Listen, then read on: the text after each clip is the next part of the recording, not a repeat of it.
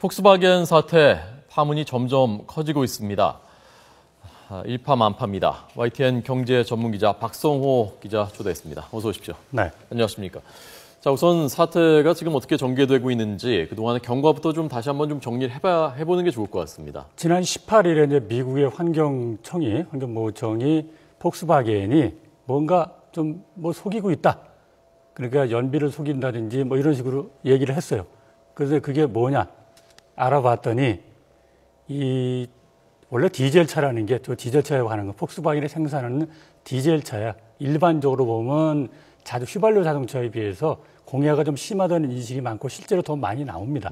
그거 줄이는 게 문제였는데 그거 줄이는 장치를 의도적으로 속여서 마치 덜 나오는 것처럼 했다.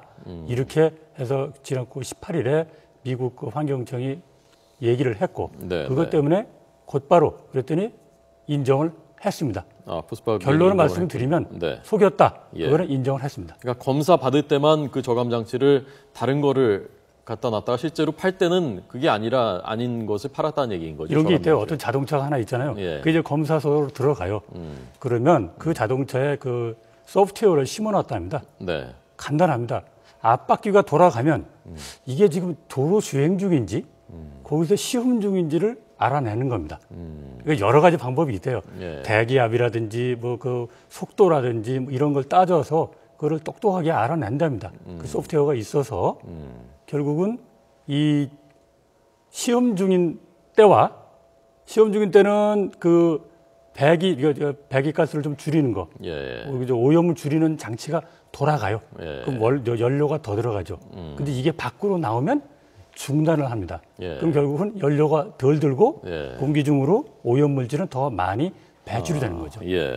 그동안 몇 년 동안 이랬던 겁니까? 그럼 전혀 몰랐던 건가요? 깜깜하게? 일단은 대상되는 것은 2009년부터 2009년 2009년 이후에 생산된 차량인데 그럼 그전에까지는 아직 모르겠어요. 현재는 미국 조사한 게 2009년부터 해서 결과가 아직 완전히 나오지는 않았습니다. 조사하는 중인데 2009년부터 상당히 오래된 기간이 한 6, 7년 된 거니까 꽤 오래됐다고 볼 수가 있죠. 유럽에서는 미국에서 적발된 거고 유럽에서는 그러면 그냥 모르고 지금까지 지나온 겁니까? 이렇게 됩니다. 그 배출가스의 오염을 재는 기준이 유럽이 좀 더 완화돼 있습니다. 유럽에서는 미국이 좀 더 까다롭습니다. 우리나라는 유럽 기준하고 동일합니다. 그래서 유럽에서 아마 문제가 없고요. 기준상 문제가 없고 미국에서는 그게 문제가 되는데 가장 핵심은 속였다는 거죠. 그런 것이 그 시험할 때나 도로 주행할 때나 똑같이 적용이 되죠. 우리 소비자들이 차 살 때는 연비가 얼마 되고 오염도가 얼마 되는 거 그거 보고 사는 건데 그게 실제로 다르다는 것이고 그래서 조사를 해보니까 원래 나와야 될 기준 허용치 오염도보다 40배가 더 나왔다고 합니다. 시청자 여러분들 잘 아시겠지만은 폭스바겐이라는 브랜드는 미국에서도 굉장히 대중적이면서도 신뢰를 받고 또 그 위에 그 고급 브랜드들은 아우디 같은 브랜드들 또 굉장히 인기를 끌고 있는 브랜드인데 더더군다나 독일 회사 글로벌 기업이 그것도 이미지가 좋은 독일 기업이 이걸 속일 생각을 했다. 참 믿기지가 않는 일이거든요. 어떻게 이런 생각을 했을까? 그렇죠. 그러니까 이게 지금 여러 가지 이유가 있겠지만 이유라기보다는 우선 그 유럽이나 미국에서 이렇게 평가를 합니다. 그동안에 독일의 자동차라는 것은 자동차만 수출한 게 아니라 영어로 얘기하면 그 German Engineering, 독일의 공학 기술 이거를 동시에 수출했다. 성능도 좋고 믿을만하고 이것이 이제 신뢰를 그것이 무너질 수 있다라는 위기감의 얘기인데 어떻게 그렇게 가능했겠느냐? 여러 가지 원인이 있는데 실제로 보면 유럽에서는 이렇게 된 겁니다. 차량이 있는데 그거를 내가 시험을 하겠다. 그럼 제조업체가 그 당국에 보냅니다. 자기가 선정한 차를 그걸 보냅니다. 미국은 길거리에 돌아다니는 차를 무작위로 걷어서 합니다. 그러니까 그렇군요. 미국이 좀 더 기준도 낮은 데다가 좀 쉽게 얘기하면 이 걸릴 확률이 더 높겠죠. 그래서 미국에서 그렇게 돼 있는 건데 유럽은 실제로 좀 약합니다. 그게 그래서 실제로 보면 이런 케이스도 있었다고 그래요. 그 차량만은 특별 관리한답니다.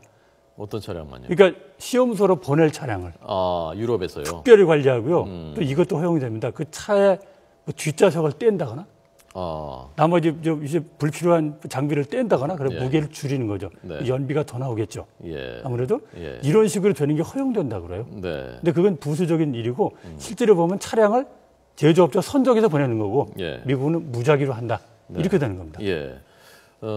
어떻습니까? 그럼 지금 소비자들의 반응이 어느 정도로 심각합니까?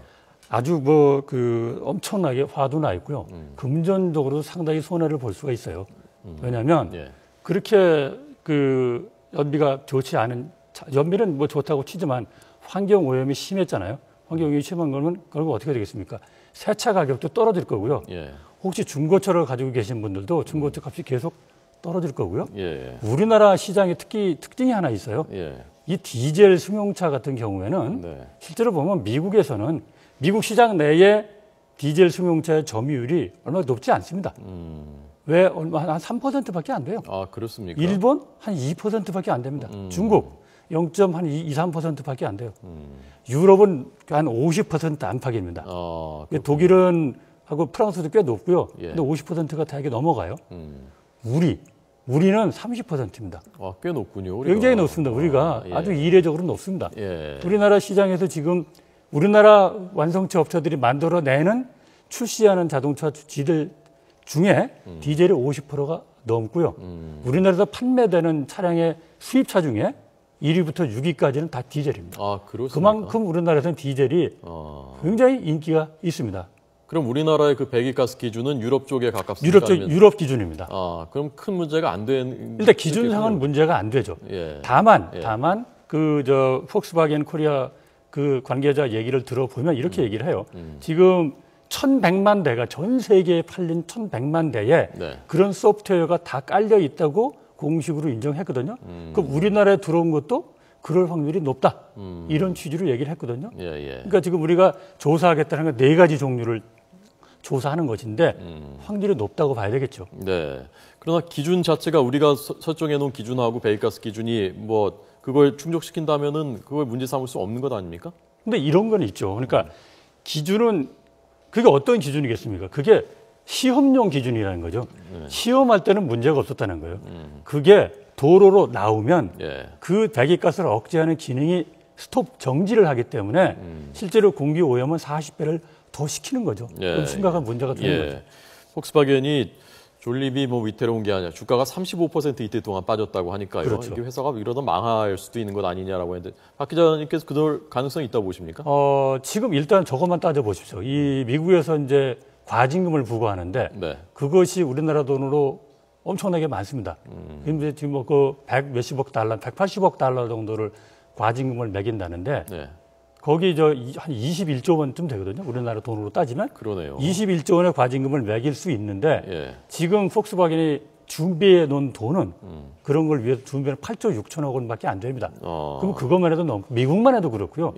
지금 여러 소비자 단체라든지 세계 각국에서 소송을 준비할 수 있거든요. 집단 소송도 있고요. 이미 미국에서 20여 건 이상 집단 소송이 제기가 됐고 우리나라 소비자 단체도 할 수 있고요. 이거는 걷잡을 수 없을 수가 이게 되면 이 존립이 위태로울 수 있겠죠. 당연히 그럴 수 있을 겁니다. 예, 알겠습니다. 박성 YTN 경제 전문 기자의 폭스바겐 사태 분석 들었습니다. 고맙습니다. 네.